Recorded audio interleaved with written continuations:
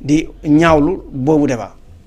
écoute da nga wax beaucoup de choses en même temps te bu ci nekk rek doy na émission ak dossier. débat Thierno Alassane Sall. Ousmane Sonko naka nga ko gisee d'abord. alors. est-ce que c'est faisable d'abord c'est faisable.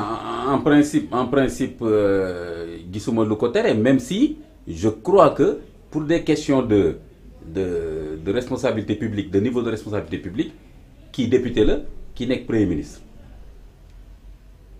gis nga li ma bëgg a wax. waaw donc le premier ministre en principe il débat avec tout le monde en répondant aux questions à l'Assemblée nationale.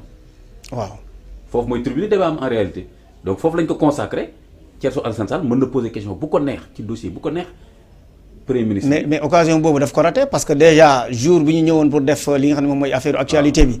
dafa bokkoon ci ñi nga xam ne ñoom ñooy waa takku wàllu coalition boobu noonu ñu boycotté. waaw mais loolu la waaw boycott y a le prix à payer donc ñoom dañu jàppoon ne politiquement boycott lañu war a def y a toujours un prix à payer tu ne peux avoir le beurre et l'argent du beurre boo boycotté nekkoo fa boo fa nekkul mënoo wax léegi nag mën na am après bu ñëwaat wax donc li ma la bëgg a wax mooy ci principe bu débat un premier ministre ci suñu organisation juridique et cetera ni mu tegoo c'est pas simple même dans les pays les plus avancés tey demal France tey demal Danemark demal pays yi gën a avancé sur le plan démocratique pour nga gis maanaam benn député mën a laaj débat ak premier ministre bi nii rek ñu teg débat bi du yombee noonu parce que xam nga lu tax parce que déjà même admettons ñu def ko benn yoon ñeneen dañ ko bëgg a defaat te du mën a continuer comprendre nga mën nga to am fi benn premier ministre boo xam ne parce que bu ko nangulee Thierno Alassane Sall keneen moo koy laajal. waaw kay. ok loolu tax ñu organiser ko Jean-Michel par contre mën na répondre à toutes ces questions là soit ci assemblée nationale soit à travers une conférence de presse premier ministre noonu lay waxanteeg opinion bi y compris les députés nag en particulier daf leen di répondre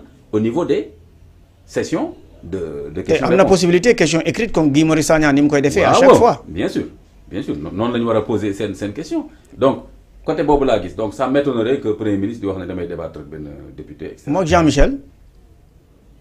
par contre ak Jean-Michel même loolu aussi ça peut se voir il faut ñu xool mais Jean-Michel c'est le directeur d'une agence kii nekk un député. bi ñu mën a wax ni démembrement ministère bu Thierno Alassane Sall nekkoon la.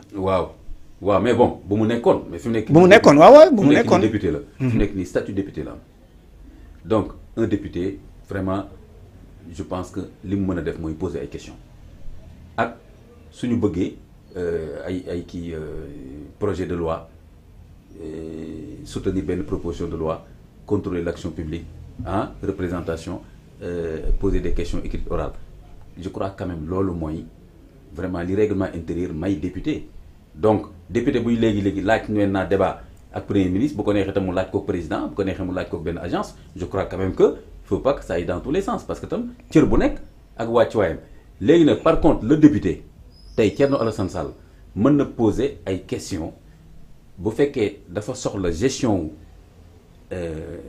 ki nekk Azer nu mu tudd encore ki nga wax Jean-Michel Sène daf ci am lu ko lënt wala lu mu ci bëgg a xam mu poser ko question et en ce moment là même en ce moment là c'est le ministre de tutelle qui répond maintenant le directeur de l'agence peut faire une conférence de presse pour mën a leeral ci benn dossier mais que mu toog nii moom directeur bi ak benn député pour ñu def débat comme ni mu la ko waxee loolu tam su amee après ça va aller dans tous les sens voilà donc je ne pense pas que loolu possible par contre Thierno Alassane Sall mën na demander ci biir cadre Assemblée nationale par exemple une enquête parlementaire su fekkee ni député yi d'accord nañ ci en disant agence bi li muy doxal leerul on peut faire une enquête parlementaire donc il y a tellement d'outils yoo xam ni ça permet de voir clair sur des affaires publiques yu député bi mën a utiliser donc loolu laa gis léegi nag kon ubbi buntu député bi commencé mën a di laaj ay débat ay ministre ak ay agence ak yooyu je ne pense pas que mu nekk loo xam ni danañ ko nangu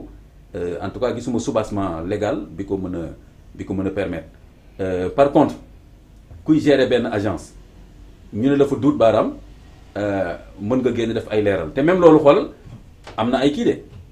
am na ay conséquences. waaw am na conséquence mais li ma gën a bëgg a wax sax mooy que ni dafa am nu ñu koy organiser même loolu sa ministre de tutelle su la ko accordé wul sax doo ko def mais parce que xoolal tu es sous tutelle am na hiérarchie de Jean-Michel Sène bi tu crois que moom.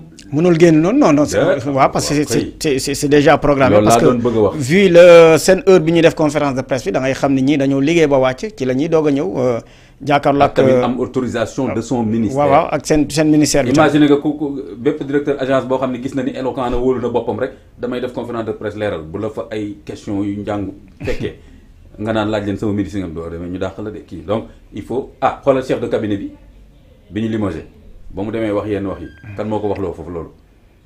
pourtant nee woon na man tàggoo na. waaw nee na tàggoo na mais wax na tam ni lii nga xam ne nag moom mooy limogeage am bii nii avant la parce que moom nee na waxoon nañ ko avant lii nga xam ne nag moom mooy dem bi parce que dafa mel ni moom xamoon na ko. laataa xamoon na ko ak waxoon nañ ko ko c'est la même chose. laataa muy dem. li nga xam ne moom mooy émission woon nañ ko ni dañ koy limogé attention y a une nuance loolu tam parce que moom dafa ne woon loolu bett ko.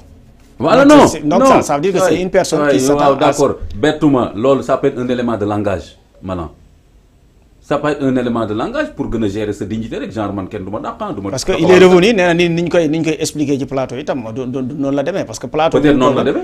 plateau bu mu toogoon di ko expliquer di def rencontre boobu ba limogeage fekk ko si. peut-être noonu fa la demoon tam mu doon wax moom du ñu sëlam wax peut-être que